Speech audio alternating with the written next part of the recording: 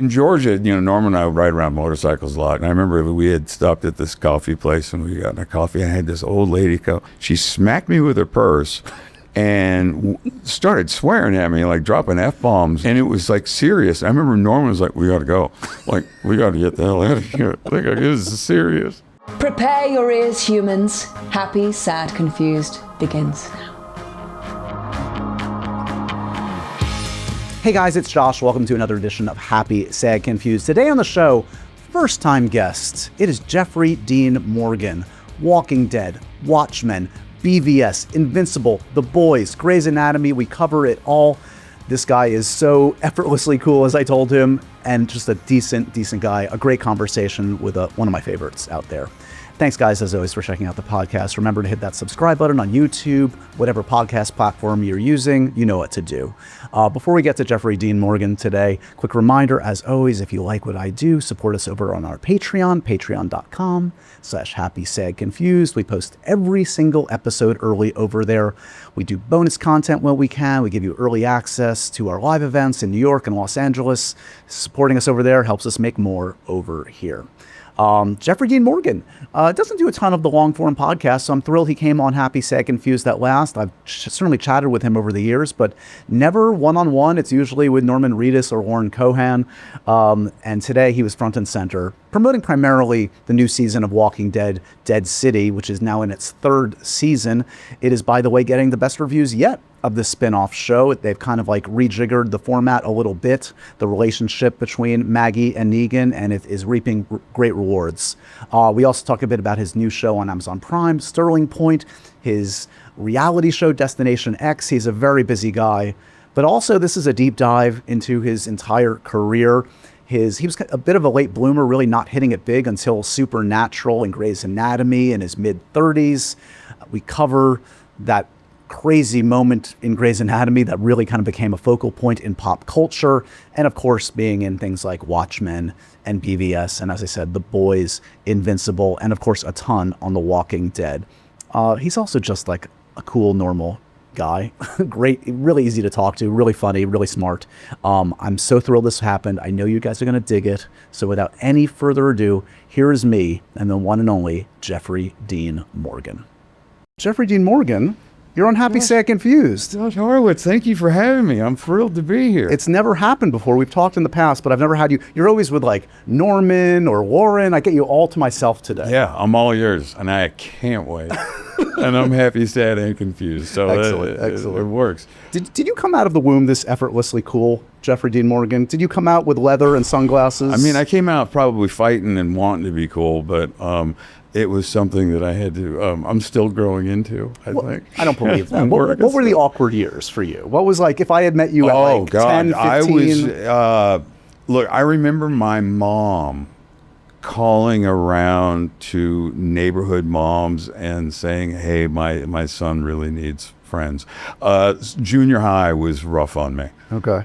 So those years were hard, and then I kind of came into my own maybe sophomore year of high school. Found sports, found the arts. Yeah, I found sports, and I kind of grew into maybe my awkwardness, and I was probably a little nerdy, and headgear, braces, the whole thing, Let's dig up those photos. That's a far cry from the man before me today. Like the 70s were rough on me, man. Well, ever since then, you've made up for lost time, because you exude coolness. I feel, just a little cooler being in your proximity always. Well, I'm flattered, but you're full of it, but I appreciate it. Not true, man, not true. Look, we were just talking, we both just returned from the madness that is San Diego. We're both been doing that for probably, I've been doing 10, 15 years. I'm sure you've done. I think that I have been to, I counted them at one point, it was like 20, 22. I missed last year, but I'd always been there with something, a horror film or whatever, right. and then how many years of Walking Dead? Every year except for the COVID. Yes. And then even then, I think we did a Zoom. Right, that weird thing that's super weird. And then last year I didn't go, and then this year we didn't have Norman, which was very weird and awkward. I miss having. I think he makes me cool. How about that? You as a duo are one of my favorites. Like both on screen and in interviews, you are a lot of fun. We have so much fun together. I miss I miss working with him so much. And all weekend I was getting texts from him. Are people missing me? He's got FOMO. Yeah, a little bit. And I'm like, yeah, of course everyone misses you, mostly me. And he was like, what about the fans? I'm like, yes, man. Everybody misses you. It must be surreal though for you, because like you at Comic-Con, the resume that, look, it's not up to us, to any actor, to anybody. It's written in the stars. I don't know how it happens. Yeah. But you have somehow accumulated this resume filled with, from Walking Dead to The Boys, Invincible. I mean, that's Yes, just stuff like in the last couple of years, but Supernatural, yeah, I mean, Watchmen, The Losers. I've got a whole Supernatural. Yeah, it is odd to have kind of fallen into the comic book world, and I'm not sure how it happened. I mean, I guess the first would have been Supernatural, and I'd done horror films and stuff even before then that had gone to like a Comic-Con, little small horror films that we do. But then when I fell into the world of comic books, I really fell in. And it was great. And, you know, for a long time I was in the DC universe, and then that went on to Walking Dead in the Robert Kirkman world. And of course, you know, Kripke then brought me back to The Boys, and God bless him. Did you grow up with that stuff? I mean, were you? Yeah. What were you into? My favorite person in my life was my grandma, and my dad's mom. And my dad and his two brothers had massive amounts of comic books. So I remember as a young boy staying with her and just getting to have, you know, a million comics. Yeah. I wish to God that I had them now, because it was... Oh, my comics, my baseball cards, if I had taken any kind of care of both of them... You mean you both. I'd have a little bit of a nest egg too. I didn't really have baseball cards, but I had basketball cards. Yeah. But I had like a signed Wilt Chamberlain, a signed Pistol Pete Mayer, you know. Yep. And I never, you know, they were in those stick-em books, you know. Yes. You couldn't even take them out once you put them in, Totally. and dog-eared. But who knew? I didn't know at 11 that... None of us did. Yeah. No, yeah. I was basically, in junior high school, I was hanging out at the comic book baseball card shop every day after school, and little did I know it would be my career, basically. It really did pretty well for yourself. Please. I skipped so much school to see movies when I was a kid, and now my mom's like, okay, it worked out, it's fine. So like when you're growing up, before you even knew that you wanted to make a go of this, like what were the films and actors that or TV shows that you were obsessed with? I mean, Westerns. I think my first love was probably Westerns, and it was shows like Bonanza and Gunsmoke and that stuff. It ages me rather quickly when I start throwing that out. But I remember watching, you know, Batman, and I remember the very first Christopher Reeve Superman, and that being such a big deal, and kind of watching it come to life. But I don't think that I thought then even that it would explode into the world that it's become. No, I mean, nobody it's kind of taken over the film business, really. If you're going to do a big movie these days, it's usually a superhero film. Yeah. You know, it's a cape involved somewhere. Have you done much? I feel like you've done some Western adjacent stuff. I've done right? a couple of Westerns. No, I did a mini series called Texas Rising. Right. It was me, Bill Paxton, Ray Liotta. I mean, guys that I loved and that I miss dearly. Yeah. And then I did a film with Mads Mikkelsen called The Salvation, which is actually a great, and Ava Green, brilliant film. If I had done other Westerns, I want to say I've been on a horse more than, because that's all I ever want to do. Yeah. I'm constantly looking to get into that genre. They just don't make that many. They don't. I mean, you know, Taylor Sheridan's kind of tiptoeing around, and I think all of his shows are very much based on kind of the theme of a Western. Yes. I could see you fitting into Taylor Sheridan universe. Yeah. Totally. I just had a meeting with those guys just to talk about, you know, future stuff. But yeah, I would you throw me on the back of a horse with a 6-gun on my hip, and it's less dialogue for one. Cowboys don't do a lot of talking, but Right. I just love it. It's a place that I'm real comfortable. One of your kids is named after Gus McRae, right? From Well, Lois that's and right. Clark. And George is named after a Bonanza episode called "The Girl Named George." Wait, was Gus the Robert Duvall character? Yes. Yeah, Augustus McCrae. Did you ever meet Duvall before he passed? No, God, I mean, he's my favorite actor maybe ever. But never met him. I always hoped to have met him especially after Gus was born.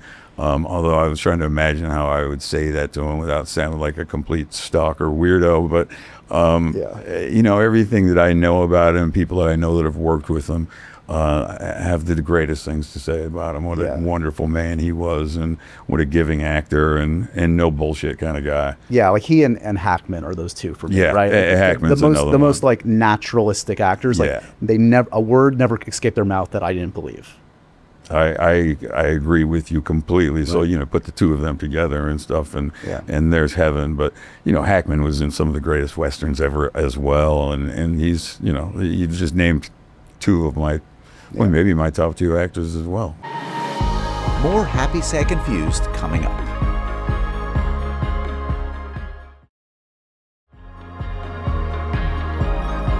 Well, it's August, guys, so it kind of feels like the perfect time for a reset right before the fall comes, and a fun place for me to reset is with my closet, and Quince makes it easy and affordable. That's why I'm thrilled they are a sponsor of Happy, Sad, Confused. Quince specializes in those everyday staples that you get a ton of use out of. What I love about them, though, is that they value quality and style. All of their pieces are versatile and timeless. You can seamlessly use them at work and then for a night out just hanging with friends and family. Quince makes it easy to upgrade your wardrobe. I'm talking about premium denim, tailored chinos with the perfect kind of fit and fabric you'd expect, frankly, from a luxury designer brand. But with Quince, they're just $60. In fact, everything at Quince is priced 50 to 80% less than similar brands. They do that by working with ethical factories and cutting out the middlemen. So no brand markups here, just high quality.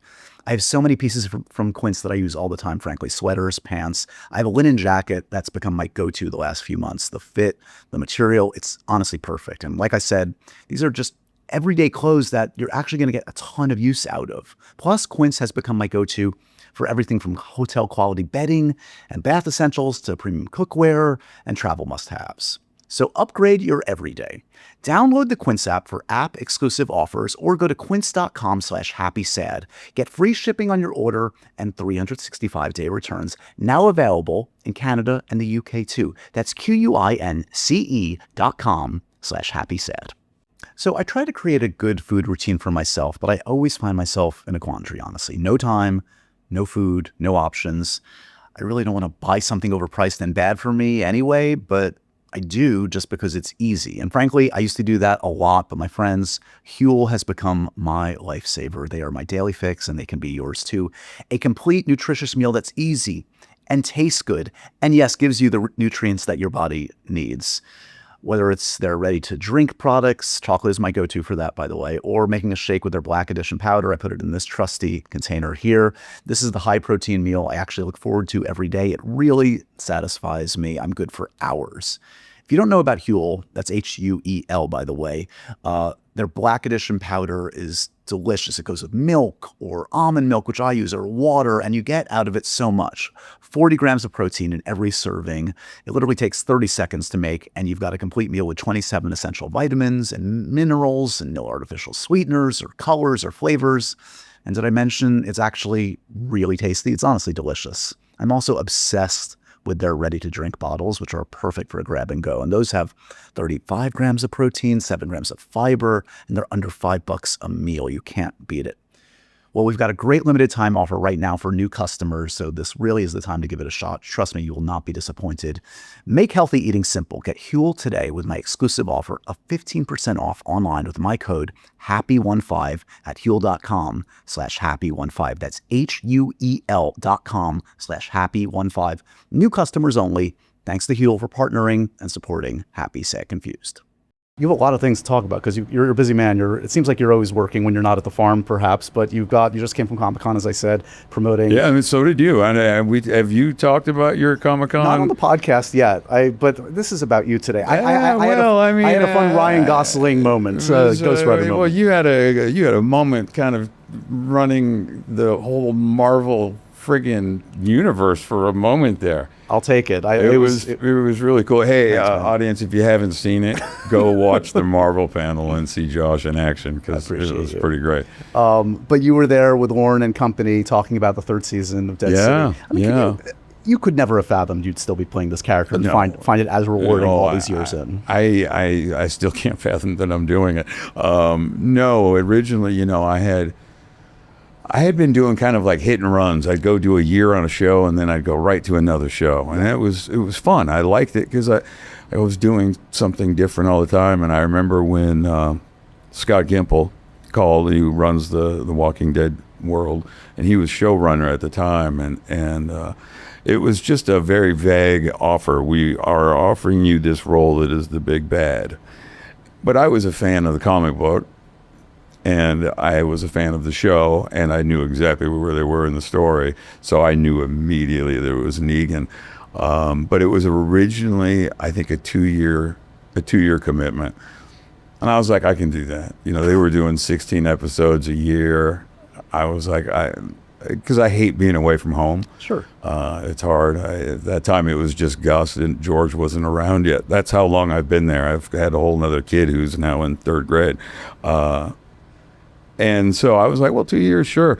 And that kind of came and went. And then, when the show, originally it was Norman was going to go do his show. And then Lauren and I were called by, I think, Dan McDermott maybe, and Scott. And they were like, well, we're going to have you and Lauren take over the main franchise. You'll be the heads of the new franchise. And we weren't splitting off. And then suddenly Walking Dead was canceled by AMC, but in the same sentence as that was, we would like you to do your own show. And they had kind of said the same thing to Lauren as well. In fact, they did. And they were looking at different ways to do different spin-offs, and then they came to us with this idea of pairing the two of us together, which I at first I kind of laughed. I'm like, there's no friggin' How's way. that going to even work? Yeah, how would that even work? And I think that was kind of the main thing, and I think that was the whole point, was we don't know yet, but we find it a very interesting way to start a show where your two leads kind of hate each other. And then they were like, and it shoots in New York. Sold. And that was it. I didn't even care what the idea was then. I'm like, well, I get to be home.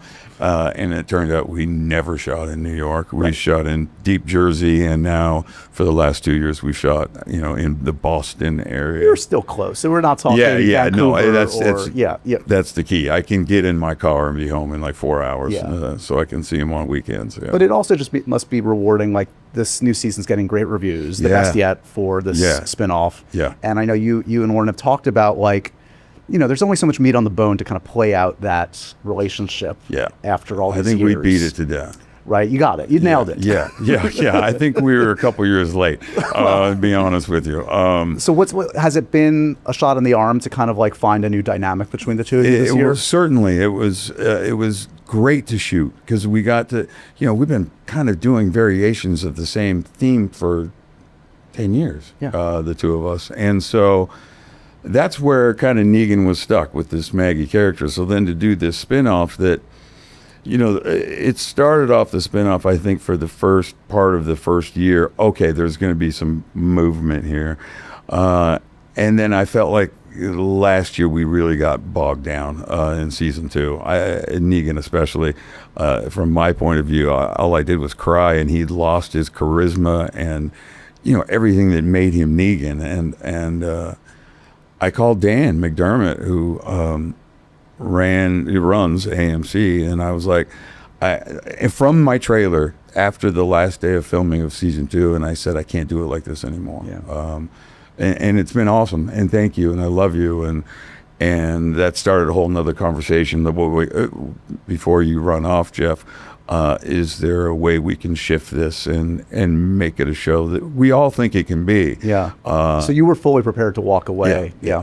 And I think Lauren was there also. I was just the first one to call, and I'm really quiet about. I don't often call, anybody. They know it's something when. If I'm calling, there's something going on, and luckily we brought in Seth Hoffman, who I think injected so much, and I remember having my first phone conversation with him, kind of one-on-one, and what are you looking for? What do you want to do? And I was like, well, the dynamic has to change.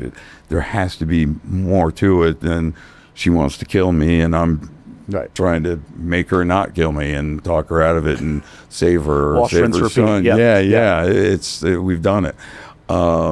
And then I just wanted Negan back. I wanted his humor and charisma and his smartness back in the show, because I felt like it just, vanished. And we were able to do that. So when you look back at the beginning days, so you were a fan of the comic, you knew the character. What, besides the scripts and the comic, were there any other inspirations for how you approached Negan? Yeah, in the early days. Really initially shooting, especially that first scene, because we shot and it was just me talking. The come out of the Winnebago and do my thing. But it was like 10 pages of a monologue, essentially. And really what I did was whatever I saw the other actors react to, whether it be that lean. I remember doing that lean for the first time and watching Andy get this look of, Andy Lincoln, who played Rick Grimes, get this look on his face like, what the fuck is he doing? Like I could see him get uncomfortable with it. And I leaned into it. I'm going to lean into the lean. I really leaned into it, and it became like a thing. So it was a lot of that. But, the comic book ultimately is the best foundation you can have.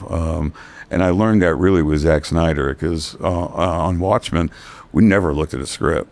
Ever. It was that one in particular. I mean, his mission statement, and he said it very overtly, was like, "I'm going to make it a comics accurate, the most faithful adaptation," and he did. Like you were torn out of those pages. You were the comedian. Yeah, I mean, I remember I'd go back to where he was, and it would just be his dog-eared version of Watchmen, the graphic novel, and I'd turn to the page and be like, I got to do that. I wanted to stand like that, or whatever it was. I wanted to, make that. And also we had Dave Gibbons there, who drew the comic book, and I didn't want to fuck with him either. Yeah. And we all felt that way. I will say, we'll come back to Walking Dead, but since you brought it up, I love that film, and I particularly love the opening of that film. I do too. The credits. The credits and your death scene. Oh, okay, yeah. That's the first thing we shot. Those first 15 minutes are as dynamite and open to a comic book film ever, and they make you feel like Watchmen has its critics and its people that love it, but you can't argue that he made the comic. No, he sure did. I mean, the ending's a little bit different, and we kind of knew that going in. A giant octopus was going to be tough to do, especially then in 2007 when we shot it. I mean, I watched part of the film recently with my son, and I was kind of laughing at the CGI of it all then. Sure. It just doesn't match up to what we see now. Yeah. Even what kids are doing on YouTube. Oh, well, that's unfair. It's crazy. Yeah. But that opening sequence and going into the fight with Ozymandias and the death of the comedian, those were the first things we shot. And that fight, I remember it took 8 days, and you came from the world of television really at that point, right? And so 8 days is an episode. 8 days is a full episode, and I remember that was the old version of the comedian, so I had all the prosthetics on, so I would go into work at 2 a.m. to start the makeup process. The rest of the cast came in at 8. Must be nice. And, yeah. And so that first week, I remember I was working 20-hour days. And I was like, oh shit, I'm not going to make it through this film. Right. I got another 5 months to go. And Zack after that realized, and he was like, all right, we're going to have to shoot you and then give you a day off or shoot you. And that's kind of what we did the rest of the film. But God, that was so much fun. So back to Walking Dead, because I do want to mention it in the context of you've been at the focal point of these crazy pop culture moments a few times in your career. Yeah. And we can talk. It doesn't happen often to many actors, let alone you've had multiple. We can talk about Grey's in a bit too, but with Walking Dead, it's pretty early on in that run that you bash, you kill a couple very key characters in the most brutal of ways, and you knew what you were signing up for. That's kind of like the fun of it, I guess, in a way, right? Yeah. Well, I certainly wasn't scared of it, So what did that affect, like, I don't know. I mean, people are smart enough, I hope, to not conflate you and the character. Oh, no. I still get it. Really? I still get hate. What do you get? I get people all the time that are just furious with the fact that I killed Glenn. He was so loved, and I never understood how they didn't know it was going to happen. Like Glenn was, I thought, a gimme. Abraham was a bonus, But the Glenn of it all, died in the comic books, and that had come out 4 years prior. And so I was kind of shocked with the amount of people that wanted just suck the air right out of him, but that just hated Negan and Jeffrey Dean with fervor. With fervor. I remember. What's the most extreme? Yeah, what have you got in? I've had, in Georgia, Norman and I would ride around motorcycles a lot, and we'd go to various places. And I remember we had stopped at this coffee place, and we got a coffee. I had this old lady she was old. She was probably 80. And I remember she was with her granddaughter, who was super excited to see Norman and I. But when she saw me, the older lady, she smacked me with her purse and started swearing at me, like dropping F-bombs. And it was like serious. I remember Norman was like, we got to go. Like, we got to get the hell out of here. Like, this is serious. But I still can walk down the street in New York today. We could go out right now and someone's going to yell at me and flip me off. And yeah.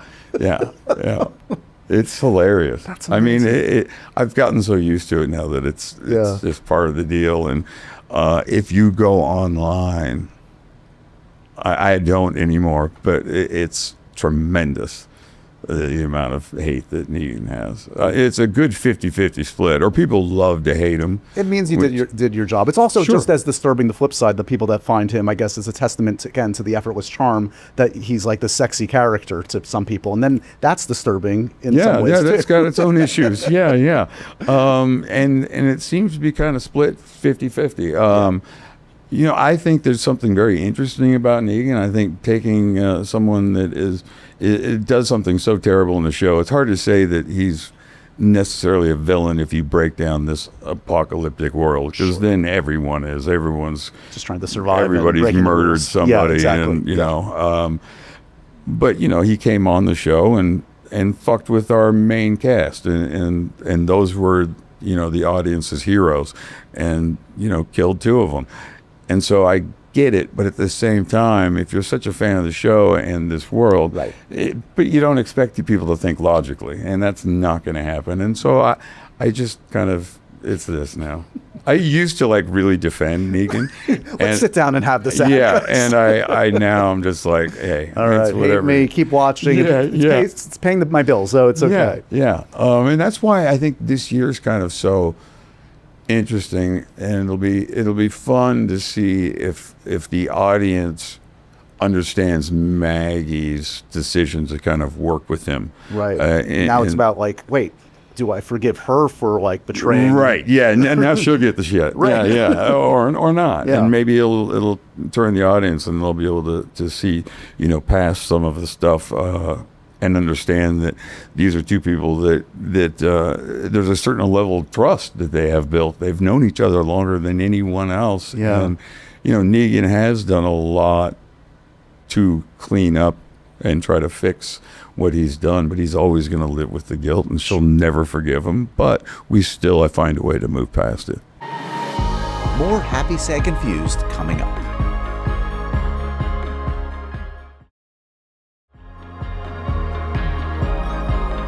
So some of you may think what you see and hear on the podcast is the total me. The truth is, I get super stressed like everybody else. Work challenges, the health of a loved one, it can all feel pretty overwhelming.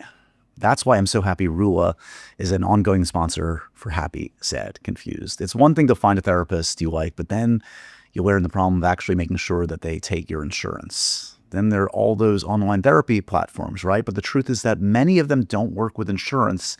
And then you're looking at huge out-of-pocket costs. So guess what? Now you can add money stress to the rest of your problems, not with Rula. Their average copay is just $15 per session.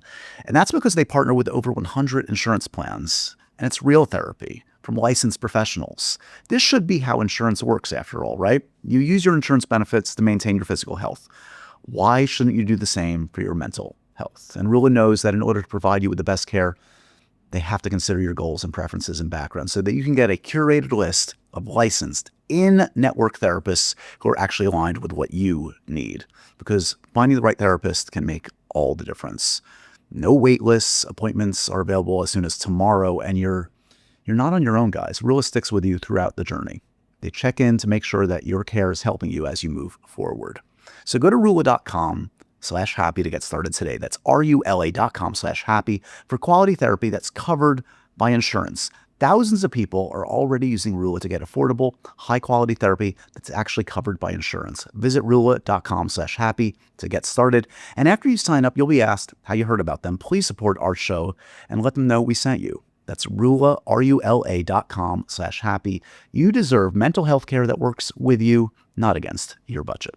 When you look at like kind of the arc of your life and career, like do you consider yourself like a late bloomer in a way? Oh, certainly. Because if you look, I guess you're doing the math, like I was Supernatural, old. Grays, you're in mid-30s around Oh, then? I Like was, you're- I think 38-ish, 38 maybe. But it was so, I got Supernatural, Grey's Anatomy, and Weeds all at the same time. Right. All like, I mean, within a week of each other. And after it changed. like 10, 15 years of like episodic, just oh like, my God, just fighting it, wanting to quit, and I'd do a pilot every now and again, and guest star spots, and movies that people have never heard of that might take me to Comic-Con though. were you having to do side hustles even into your 30s? Always side hustling. I would build fences or whatever. Yeah. Usually it involved hammers. There was always something to build for somebody. And were you setting like markers, like if I don't get this by this age? Well, here was the like- problem, and the problem was I was in my mid-30s and I didn't have an education, and I didn't know what else to do. I did an episode of, and people have heard me say this before, of one of the Star Treks. I don't know Right. which one, but I played a Xindi alien. Oh yeah, I looked it up. I saw. Oh, fuck.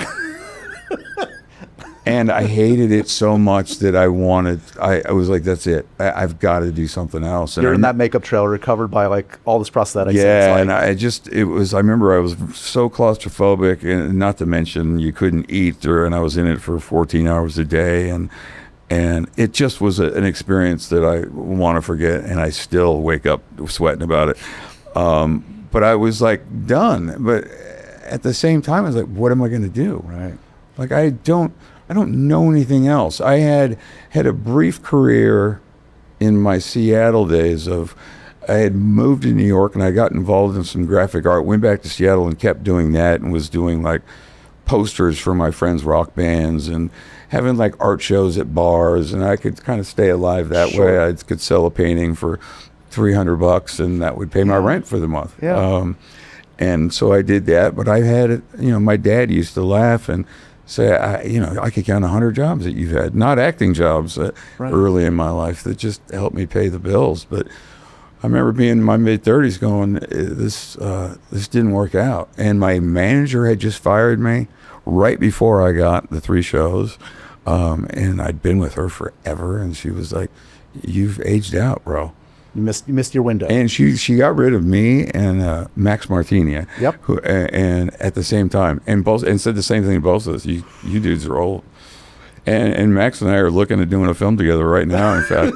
But we still talk about it, and we both will never forget that phone call. So he's a friend from way back when. I know Billy Burke is also maybe your I oldest just acting talked friend. to Billy Burke today. Yeah. Amazing. Yeah. When I was covering Twilight, I would see Of Billy Burke a course. lot. Charlie Swan, baby. Charlie Swan.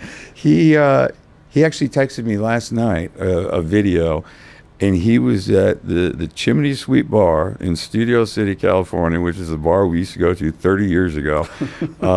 And my friend Millie worked there then, and she still works there now. And so the two of them sent me a video, and it was hilarious. But It all worked out. It all worked out, and the fact that it worked out for Billy as well, because he was a musician in those days in Seattle. You know, he's one of the guys I was making posters for. And then I remember I came to LA and was like, well, I'm going to try this acting thing. I'd met a casting director, and she was like, give it a go. And then, 6 months later, Billy followed, and he kind of had immediate success. He had success far before I did.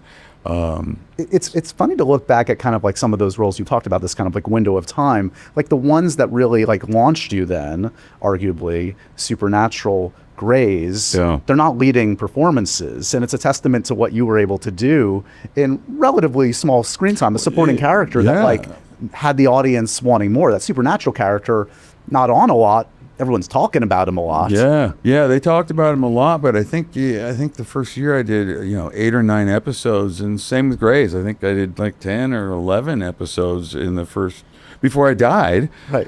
Spoiler alert. Yes. Sorry for the 17-year-olds that are just finding it. Which, by the way, they are. I walk through like Washington Square Park, NYU, and I'll get stopped by kids that are just watching Grey's for the first time. So we have to talk about Grey's because that is such a singular thing. Yeah, It's like it's so important to my career. It's really the first. I wasn't even the core demo, but like you couldn't avoid Denny Duquette and that storyline and Grey's. It was literally the center of culture for a while. It was lightning in a bottle, and it was that. I mean, that's when TV was so different, and 30 million people a week were tuning in to watch that show. Right.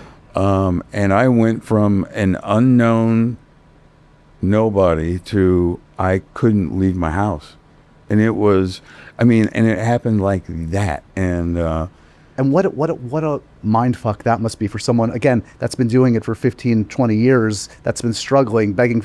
He's a reptilian creature on Star Trek, and then he can't leave his house. You don't ever see his face. Yeah, and by the way, that's like a year apart. I don't know that it was a mind fuck necessarily, because I was so just happy. Yeah. I felt like, okay, even if I die in Grey's, and I knew that I was dying in Grey's, when I got the job, but I also knew that 30 million people a week were, actually I didn't know that was going to happen, but that I was going to have a regular job. I was going to do at least 5 episodes.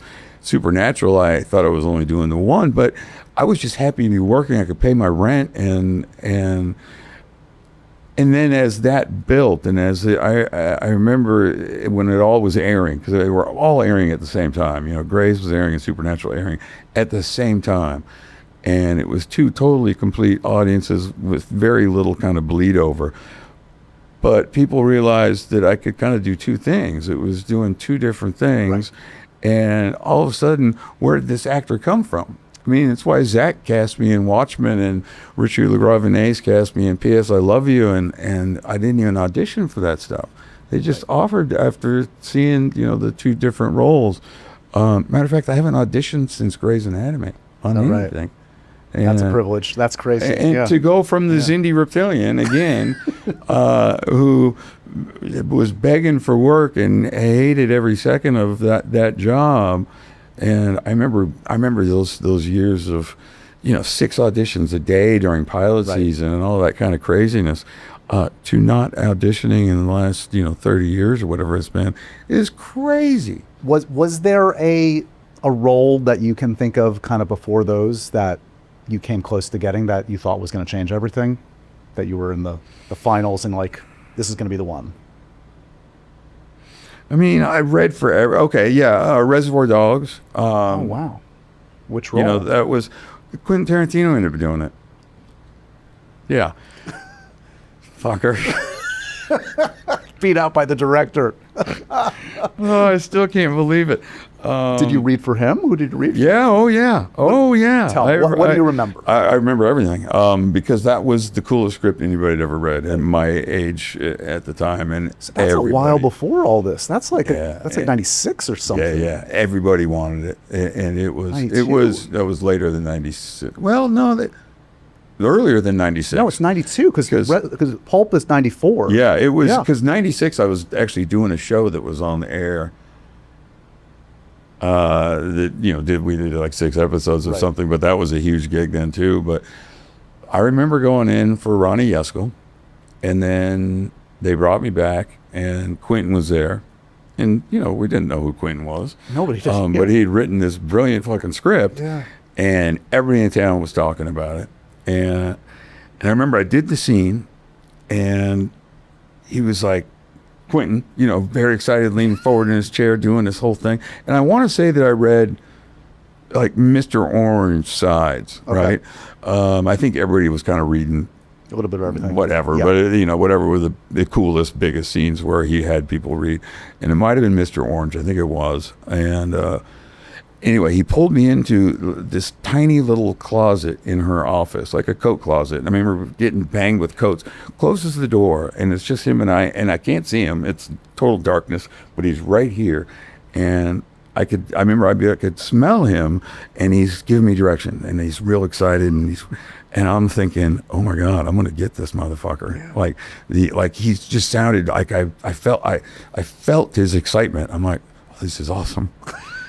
And went out and did the scene again, and then I didn't hear anything for a bit, and then I got a call from Ronnie Yesko, and she was like, okay, yeah, it looks like you're doing Mr. Brown or whatever the hell it was. And I was like, and I'm looking at the script, and I'm like, oh, he's not in it very much, but fuck, it's still the I don't script's care. great. Yeah, it doesn't matter. I just, anything. And I remember when I found out, I got the call that I wasn't going to be in it, and it was Quentin doing it, and I was just like, oh. Like, I mean, you can't get mad. It's what are you going to do? And then you see the movie. That must have been. I showed my son that film recently too. He's big into film and studying it, and he made his first film, and so I'm showing him some of my favorites, and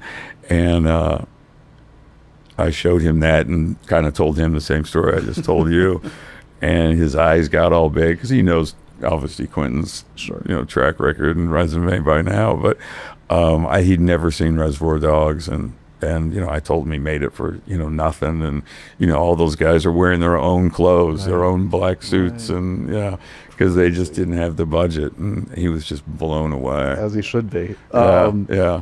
So flashing back forward, so in the wake of Watchmen and these other opportunities, so off of Watchmen, were you getting in the mix of like superhero stuff? Was that coming around? Yeah, there was. Well, I did Losers right after Watchmen, which still I think has one of the strongest casts in the history. It has a fan base. I see people that still. Yes, people still. I mean, I just talked about it this weekend.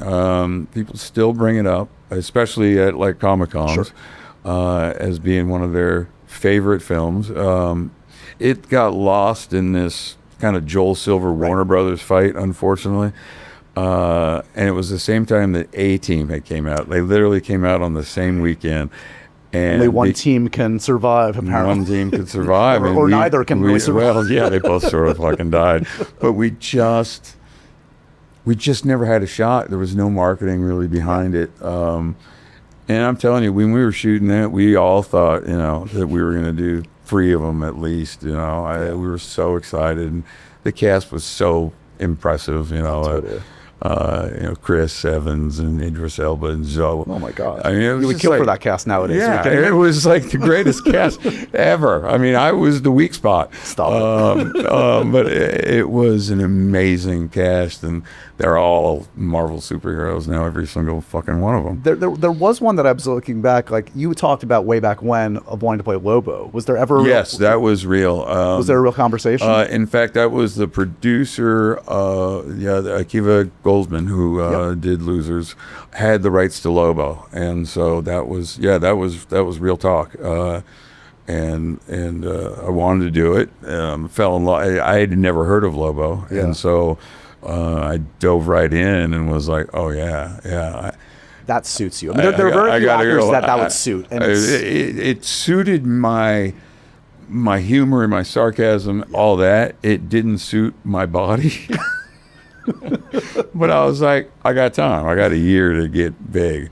But it just never came to be. Yeah. That was. Did it ever get to a script stage or like a real like kind of? There was a script floating around that needed work. But you know, that would happen. I think Warner Brothers coming off of Watchmen and Losers and wasn't having a great time with DC. Maybe Jeffrey Dean at the same time.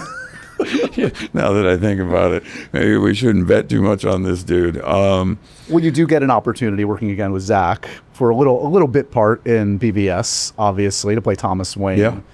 And like I know you've been asked about this, and you've talked about it, and Zack's talked about Flashpoint. it.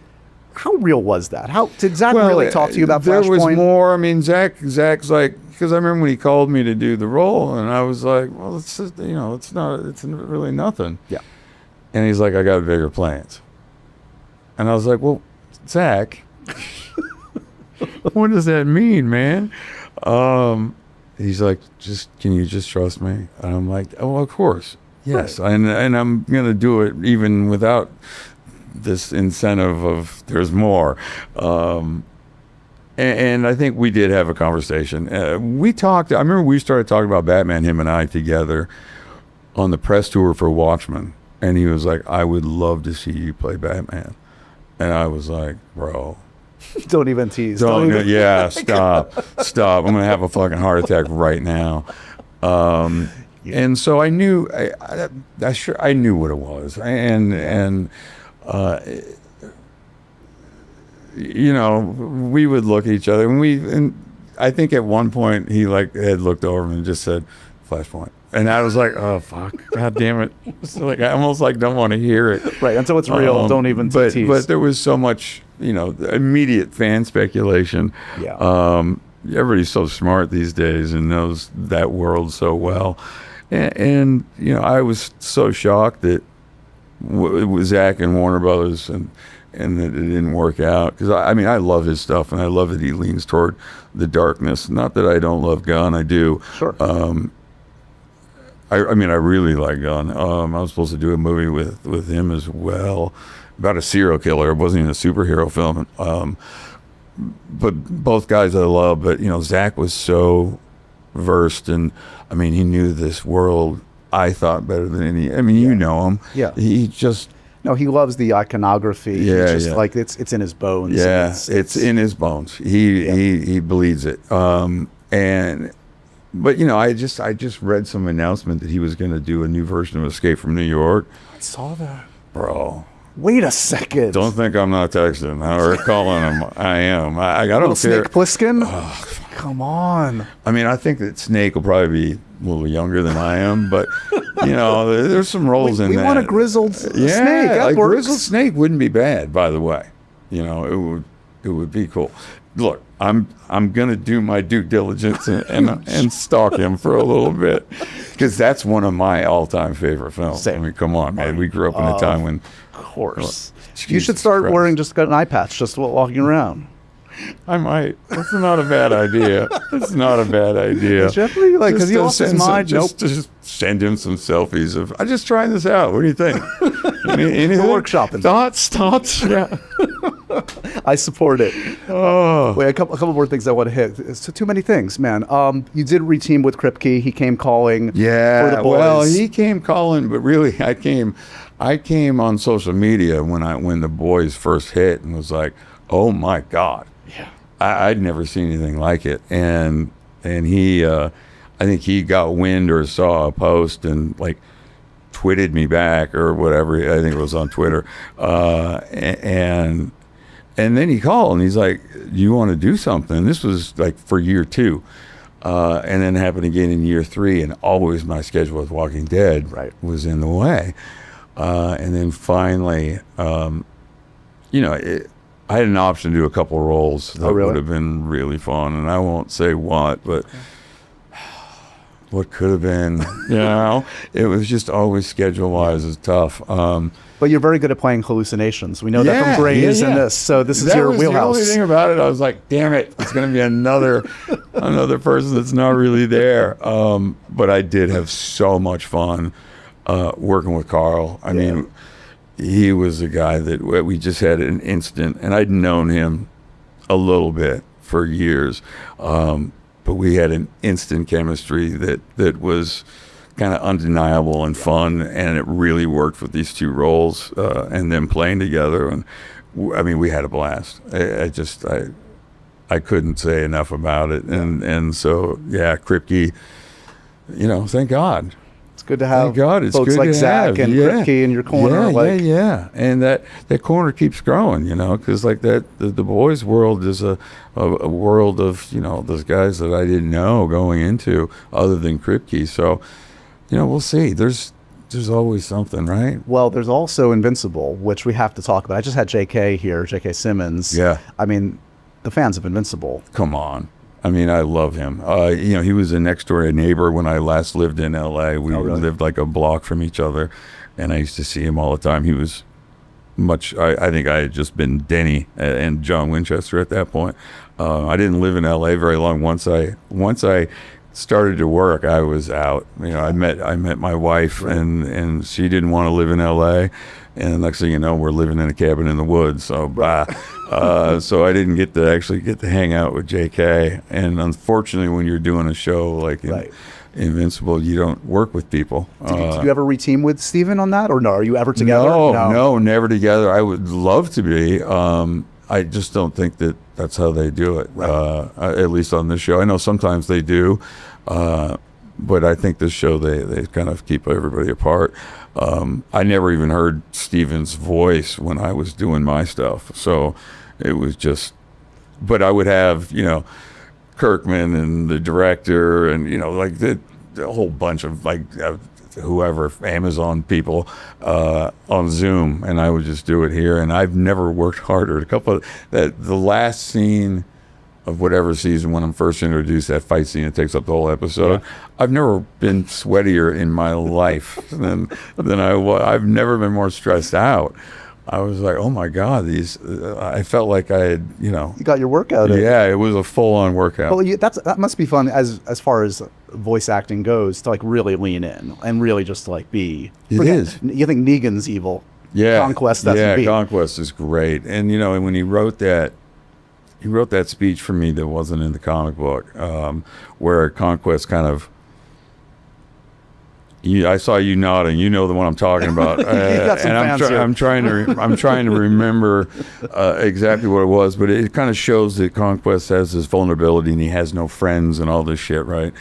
And Kirkman wrote that just for me because I was doing the role, and I have this innate ability to do characters that are horrible, but let's humanize them just a little bit to confuse the audience. Exactly. That's I don't know whether I'll like them or not. I feel weird about this. Why do I like this guy? Yeah. Why do I suddenly feel for this fucker? That was my favorite speech to give. Nice. So we'll see what happens with Invincible. I was going to say, is there more on? That sounds like a tease. It could be a tease. Let's tease a couple other things. Okay. You're in Sterling Point. Yes. Megan Park, I'm a big fan of. My old ass was such an emotional. Oh my God, that movie's great. This show is so good. I watched all 8 episodes last week. I should have been prepping for Comic-Con, but instead they sent it to me, and I was like, oh, I'll watch the first episode, and then I had my son do a scene. My son got to do a scene with me in this show, and I'll slip to episode 5 or whatever it was and watch the scene with him. I watched the first episode and was full on hooked. Started at 8 o'clock at night, 4 in the morning. I'm pissed that it's done. I'm like, oh my God, it's so good, and the actors in it are these young actors. That Megan has this innate ability not only to be this brilliant writer of this generation, but her ability to cast, holy shit. Yeah. I mean, I can't wait for people to see it. I'm very proud of it. I'm very proud of her. I talked to her last night as well. I thought I was doing this kind of young adult show that I would never watch, but it really plays for, I think, an older audience. Nice. Really you got well. Boss in there too. You got who's brilliant. Yep. Jay is. I've known Mark forever and didn't really know Jay, and he's great. And Missy Pyle, who's wonderful. But that's it for the adult crowd. The rest are kids who are just so good. They're so good that I was left with my mouth agape, I think, watching the show at how good these actors were. I mean, they don't have any credits, and they are unbelievable. Unbelievable. The two main girls, I couldn't say enough about. And talk about unexpected, gifts. Like, I imagine if I talked to you a few years ago and you're hosting something like Destination X, you would have been like, what the fuck are you talking about? I still don't fucking get it. Season 2 is greenlit. I don't know if you shot it yet. Just shot it. Just shot it for NBC. Just got back. And I think it's going to be really a great year. You know what I didn't know about these shows is I didn't know they just used the same cast of different shows and pulling all these kind of reality superstars. Right. And so we had to get the show to be much smarter this year because you have these guys that are all like gamers. We had like 4 non-gamers and then a bunch of people that I just call gamers. They were on shows like, Traders or The Bachelor, reality. I shouldn't call them gamers, but they come knowing and they're prepared to play a game for sure, or Survivor, it was fun, but really I have to be on my toes, because they're on it. And it calls upon a different skill set, I would imagine, for you. I still don't know what I'm doing. I'm fighting it constantly. I think you got it. Yeah, it's a battle. I still think NBC fucked up with my casting, but that being said, it's fun. We shoot the whole show in a month, and I get to go to places that and I see with the world. I've gotten to travel all over the place. I'm in it, or I shot a hell of a lot more this season than I did the first season. I'm on camera a lot more, and that's probably good and bad. But it was cool, and went to some really great places. I can't tell you where because I don't want to give away anything, but it was really cool. And then you get to come home back to the city and upstate. You got the place, you got the farm still. Yep. How many dogs, how many animals up there I now? just lost, Bandit, who I got during Losers. He just, he was 17 years old. That's when Losers was. How about that? So, I mean, we've been knowing it was going to happen. We still have 2 dogs. We just got a friggin' cat. I'm allergic, but my daughter's been begging for one, and we broke down for her birthday and got a cat that's in the house, not a barn cat. And then, an array of, I've probably got 30 odd animals around the farm. Yeah, I love it. My other passion project now is I do a show called Who's a Good Guest, where I talk to actors and their dogs. No way. Oh, you should have me and Erwin, my 3-legged other Puerto Rican rescue in. Can we book you? Because I'll come to Rhinebeck. I'm in. I'm in. Whatever. We can go wherever. We'd love to. I love it. Are you kidding me? We end every Happy Sad Confused with our profoundly random questions. You ready for these? I am. I think I know the answer to the first one. Dogs or cats? Dogs. All the way. I mean, not that I actually have fallen in love with this cat just because she walks on my dogs and whacks them. And she's just a little thing, but already rules the house. But I'm a dog guy. What do you collect? I'm trying to think. What do I collect? Well, this is gonna sound so fucking horrible. It's okay. You've earned it. I like watches, and I like motorcycles and cars. On brand, it's okay. So shitty. You get away with it. It's really on brand. It is on brand. Yeah. We forgive you. Favorite video game of all time? Can be old school. Can be back. You know what? It's Minecraft. Really? Yeah, it is. When my son was just a little punk, I remember being so thrilled that he'd found a game that I thought was a cool game that he wasn't losing brain cells playing, and he still plays it at 16. My daughter plays it. I will play it occasionally. I'm not good, but I love that world, and I love that you can create, or you can go into non-creative mode and fight walkers or zombies. I can say zombies now. I forget. I always am told not to say the word zombie. That's so funny. Isn't that? Yeah. It's been drilled into I you. hate it Sorry. because I'm like, it's zombies, man. That's what they are. Walkers. The Dakota Johnson Memorial question she asked me, I ask everybody, would you rather have a mouthful of bees or one bee in your butt? I'll take the one bee in the butt. Yep. Yeah, without a question. Yep. I've been stung a lot of times. Not in the butt. There's a first time for everything. Yeah. I'm not going to ask more about what in the butt means, but it sounds bad. Best not to. What's the wallpaper on your phone? It's my daughter and dog. Yeah. George and Irwin. Last actor you were mistaken for? It's always, I get Robert Downey sometimes, but it's usually Javier Bardem.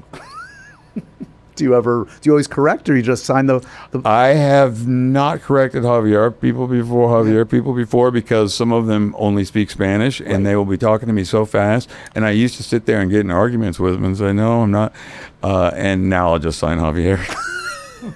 Those are probably very valuable. The fake Javier. There's a couple of them out there, man.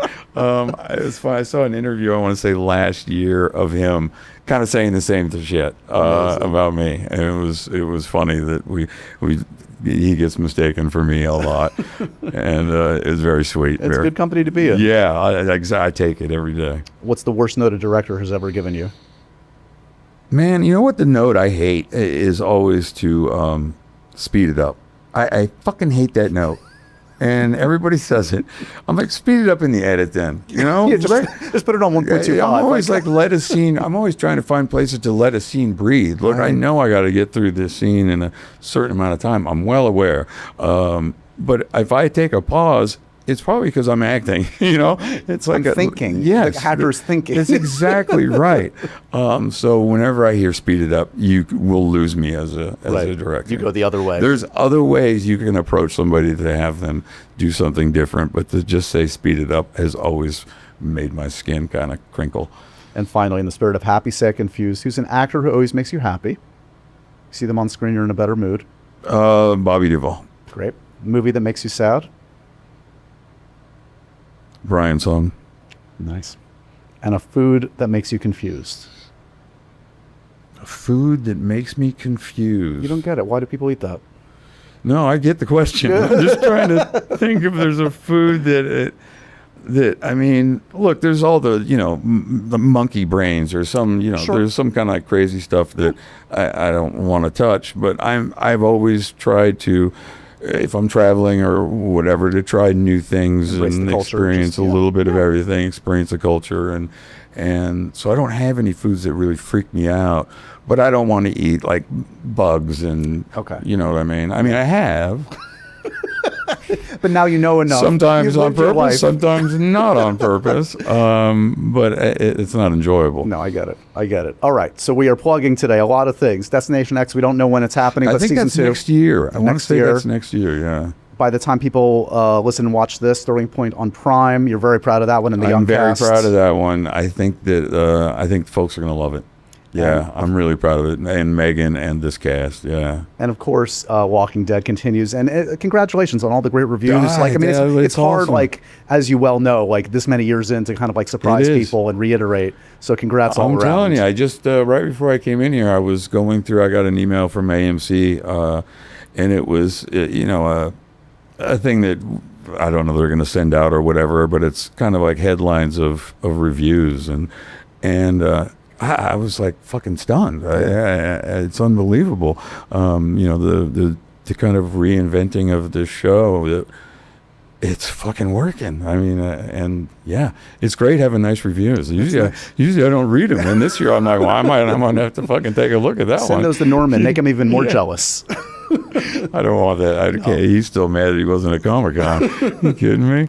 I'm so glad this happened, man. You're always a blast to talk to. You're welcome anytime. Congratulations on all the success. Don't be so self-deprecating. You've earned your place in pop culture, man.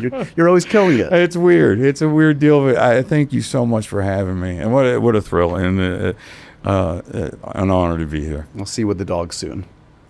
Anytime. Fucking anytime. Now that's a podcast I'll do. We were just talking about what kind of podcast we do. You with my puppy? Come on, man. All day long. Yeah. I'm going to need like a 3-hour window there. Thanks, buddy. I appreciate you. All right. I appreciate you. And so ends another edition of Happy, Sad, Confused. Remember to review, rate, and subscribe to this show on iTunes or wherever you get your podcasts. I'm a big podcast person. I'm Daisy Ridley, and I definitely wasn't going to do this by Josh.